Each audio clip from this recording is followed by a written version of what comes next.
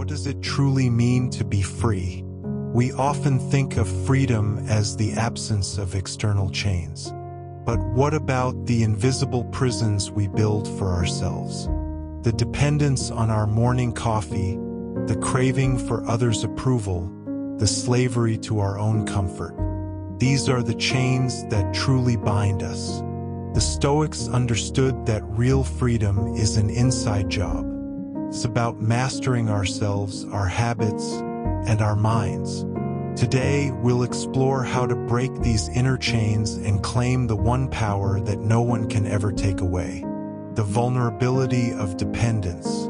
Show me a man who is not a slave. One is a slave to lust, another to greed, another to ambition, and all are slaves to fear. I will name you a consular man who is a slave to a little old woman, a rich man who is a slave to a serving maid. I will show you youths of the noblest birth in bondage to pantomime players. No servitude is more disgraceful than that which is self-imposed. Seneca, Moral Letters to Lucilius. We are all dependent in one way or another. We are accustomed to our habits, to our coffee, to our comfort, to the approval of others. These dependencies mean that we are not the masters of our own lives, they are. Epictetus said, "Whoever wishes to be free, let him neither seek nor shun anything that is in the power of others. Otherwise, he will inevitably become a slave." At any moment, the objects of our affection can be taken away from us. Our habits can be broken.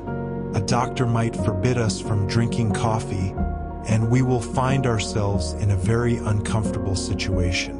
That's why we must strengthen ourselves by testing our dependencies before they become too strong. Can you go without something for a day? Can you go on a diet for a month? Can you resist the urge to grab your phone and make a call? After the first couple of times, it won't be so bad. Have you ever driven a friend's car while your own, better one was in the shop? Was it really that terrible? Make yourself invulnerable to your dependence on comfort and convenience, or one day your vulnerability will bring you to your knees. What is rest for? Leisure without study is death, and burial of a man alive. Seneca, Moral Letters to Lucilius. This self-mastery extends even to our moments of rest. You've earned a vacation. You've worked hard. You've made sacrifices. You've pushed yourself. It's time to take a break. So get on that plane, check into the hotel, and go to the beach. But keep a book with you, and not just some trashy beach read. Try to enjoy your rest like a poet, not idly, but actively, observing the world around you, absorbing it, and better understanding your place in the universe. Always take a day off from work, but never a day off from learning. Perhaps your goal is to earn enough money to retire early. Good for you. But the goal of retirement is not to live a life of idleness or to simply run out the clock. That would be too easy. Rather, it is the freedom to pursue your true calling, now that a major distraction has been removed from your path. To sit all day and do nothing? To watch endless television or just travel, moving through space and ticking boxes on a list? That is not life. That is not freedom. What will prosperity reveal? Even peace will give you reasons to fear. Once you have lost your spirit, you will not even trust your own safety. A soul accustomed to blind fear will be unable to care for its own salvation. It does not avoid, but runs away, and danger strikes us more easily from behind. Seneca, Moral Letters to Lucilius. This purposeful approach to life, whether at work or at rest, is crucial because it forges our character. And it's our character, not our circumstances, that ultimately determines our happiness. There's an old expression, money doesn't change people, It just makes them more of who they already are. The journalist Robert Caro wrote, "Power doesn't corrupt, it reveals."